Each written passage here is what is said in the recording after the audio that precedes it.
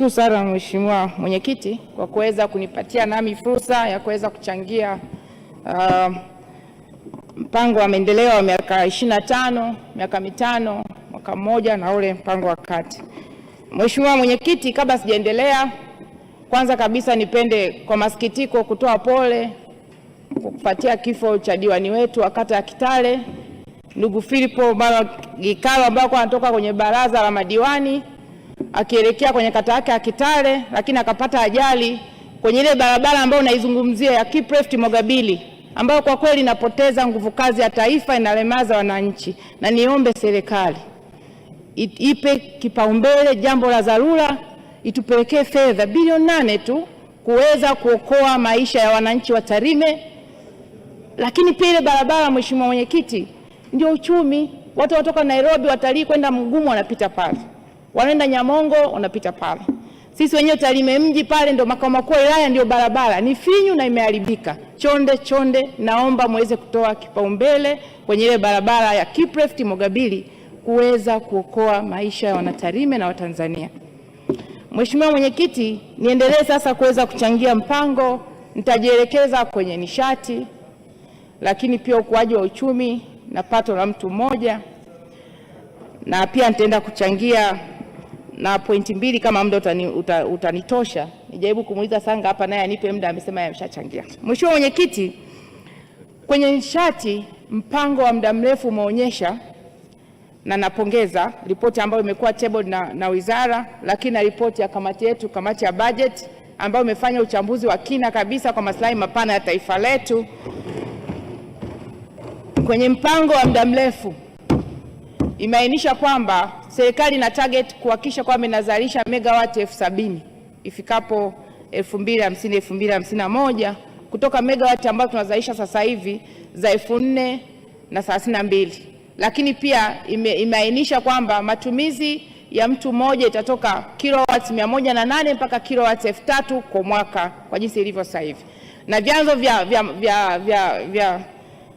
vya uzalishaji wa umeme huu wameainisha kwamba ni jua, maji, joto ardhi, makaa ya mawe, upepo pamoja na gesi. Lakini Mheshimiwa Mwenyekiti, kiuhalisia hivi vyanzo ni vizuri na lengo ni zuri, lakini ukifuatilia utaona kwamba hii miradi ambayo tunaainisha hapa inatumia muda mrefu sana kuweza kutekelezwa na serikali. Kwa mfano, chanzo cha maji ambacho kimeainishwa pia cha Ruhiji na Rubakali walishafanyaga upembuzi yakinifu hapo 2022. Baadaye wakawaacha tena. Wakaja sasa hivi wanafanya uishaji wa upembuzi yakinifu ambao wanatumia zaidi ya bilioni 3,200,000. Mchuchuma na Liganga tumeongea muda mrefu sana, ambayo ingeweza kwenye utekelezaji ingeweza kuchangia kwenye energy mix.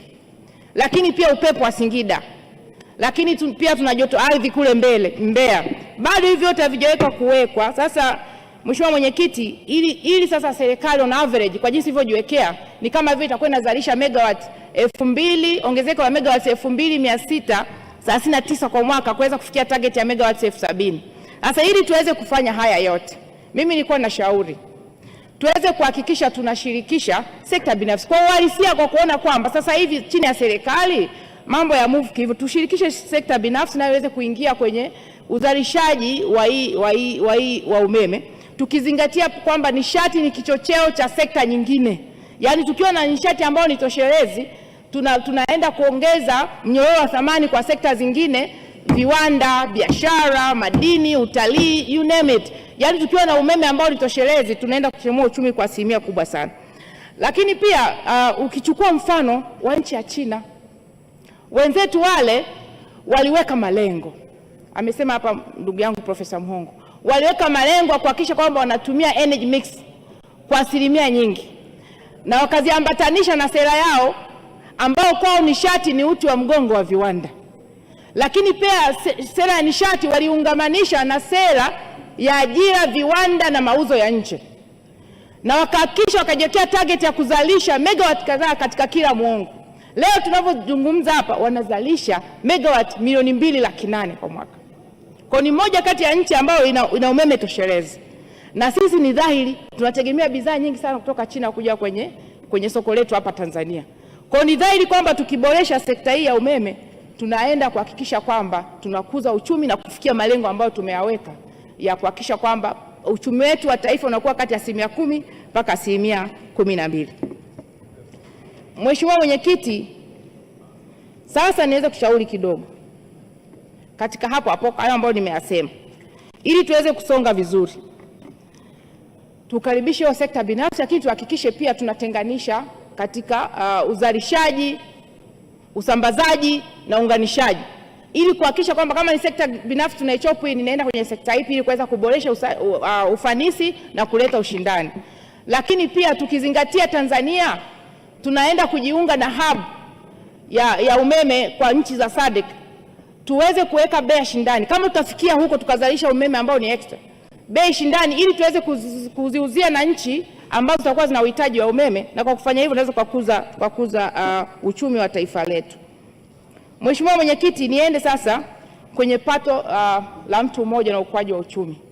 Kwenye mpango wameainisha kwamba target sasa ni kuhakikisha kwamba kufika 2050-2051 kwa maana miaka 25 Mtanzania tunakuwa na pato la mtu mmoja la dola 7,000 kutoka ya sasa hivi ambayo ni dola 1275.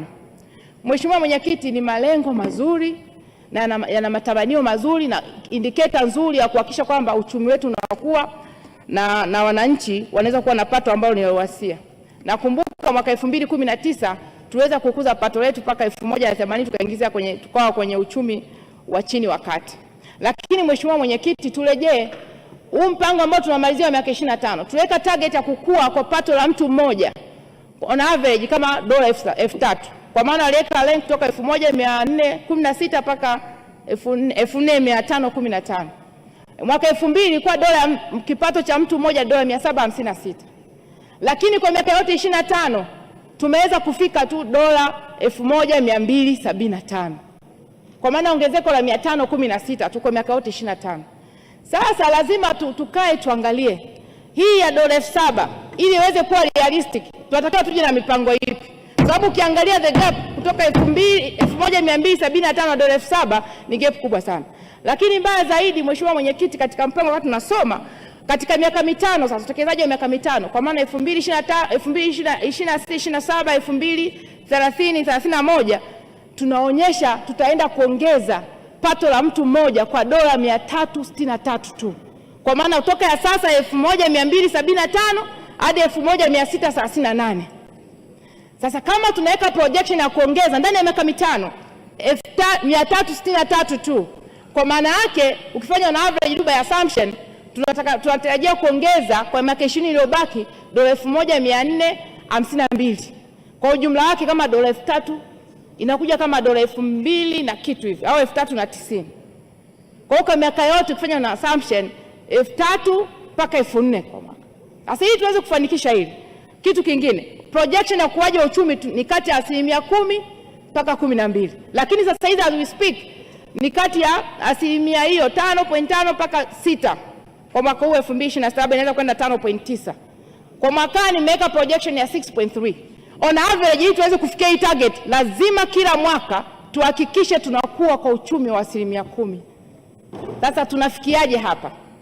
Moja ya kitu ni vyema meainisha mpango uende kuwa sponsored na kwa asilimia kubwa kugharimiwa na private sector 70% na 30% serikali. Na naendelea kusema tukija kwa mfano tukiinvolve private sector, kwa mfano kutoka Singapore, kuiga tu mfano hapa, wao uchumi wao kwa asilimia kubwa unachangiwa na private sector kati ya 80% mpaka 90%, ambao wamewekeza kwenye viwanda, wamewekeza kwenye biashara, wamewekeza kwenye teknolojia. Lakini pia nao waweza kufungamanisha hivyo hivyo sera zao kuhakikisha uchumi wao unakuwa kwa kuwawezesha hawa sekta binafsi. Lakini pia ukiangalia kwenye nchi ambazo za ukanda wetu Afrika Mashariki na SADC, South Africa na Rwanda wao nao pia wana rank kati ya 60% na 70%, of which na sisi tumeweka vizuri. Kana kwamba tukienda kuwezesha sasa private sector zika take off kwa hiyo 70% kuweza kugharimia mpango, tutajikuta walau tunafikia malengo ambayo tumeyaweka. Na hii liweze kufanikiwa, lazima pia tubadilishe utaratibu wa utekelezaji wa miradi yetu ya maendeleo, lakini pia na maamuzi ambayo tunayafanya kwenye uchumi wetu. Lazima tubadilishe mitazamo ya kimaamuzi ambayo tunayafanya kwenye uchumi wetu, kwa maana kwenye vitu ambavyo vinaenda kudrive uchumi wetu. Bila kufanya hivyo hatuwezi kufikia. Mheshimiwa Mwenyekiti. Mheshimiwa Mwenyekiti, nimalizie, naona kengele imelia. Lazima pia kuwepo na assessment, the regional potential assessment. Yaani kila mkoa tu assess kwamba mkoa A, kwa mfano mkoa wa Mara, una fursa gani ambazo tukiziwekeza zitaenda kuchagiza zaidi kwenye uchumi. Kule Mara tuna madini, kilimo, tuna ardhi ambayo na rutuba nzuri, kilimo kita take off vizuri, tutafuga, tutavua, lakini pia na utalii partly. Ukienda Arusha, the more kwenye utalii. Ukienda Dar es Salaam, biashara, labda na usafirishaji and the like of. Tukikategorize hizo zote, tukajua the potential za kila mkoa na tukaenda kuwekeza kulingana na potentiality, hakika tutaweza kusaidia kuhakikisha kwamba tunafika mbali zaidi. Lakini pia Mheshimiwa Mwenyekiti, kingine ambacho napenda kumalizia, sekta ya utalii ni sekta ambayo tungewekeza kwa kiwango kikubwa zaidi. Kwanza kabisa tukiteki on board kwamba Mwenyezi Mungu ametubariki, tuna vyanzo vya asili vingi vya kitalii, lakini ukweli wa Mungu hatujavi exhaust. Ukiacha juhudi ambazo Mheshimiwa Rais anafanya za matangazo and the like, zile ambazo ni natural to attraction hatujazi exhaust. Lakini pia ukitembelea mataifa mbalimbali utakuta hata wale ambao hawana natural attractions, lakini wametengeneza artificial attractions nyingi ambazo zina generate income kwa taifa husika. Yaani tuna vivutio vya kiasili. Leo nitakuja mimi nitatembelea, nitaona fisi, nitaona simba, nitaona nini kule Serengeti, nitaenda kwa baba taifa na kwa kusema hapa kwa baba taifa nako mkuboreshe. Tukienda South Africa tunaenda kwa Mandela kule anachukua hela nyingi sana. Kwa baba taifa ni baba ambaye anafahamika duniani. Pale pia ni kivutio cha kitalii cha kutosha. Kwa hiyo tukifanya hivyo, vile vya natural, weka hivi vingine, weke vya michezo, weka utalii wa matibabu, weka na artificial. To create, kwa mfano hapa Dodoma ni makao makuu, si mnaweza mkaweka vya artificial attractions hapa, watu wakifika wanakuja wanatembelea na wanaingiza fedha. Hiyo itaweza kusaidia kwa kiwango kubwa sana ku create ajira, lakini kuongeza mapato na fedha za kigeni. Mheshimiwa Mwenyekiti, nakushukuru sana. Asante sana Mheshimiwa Esther Nicholas Matiko.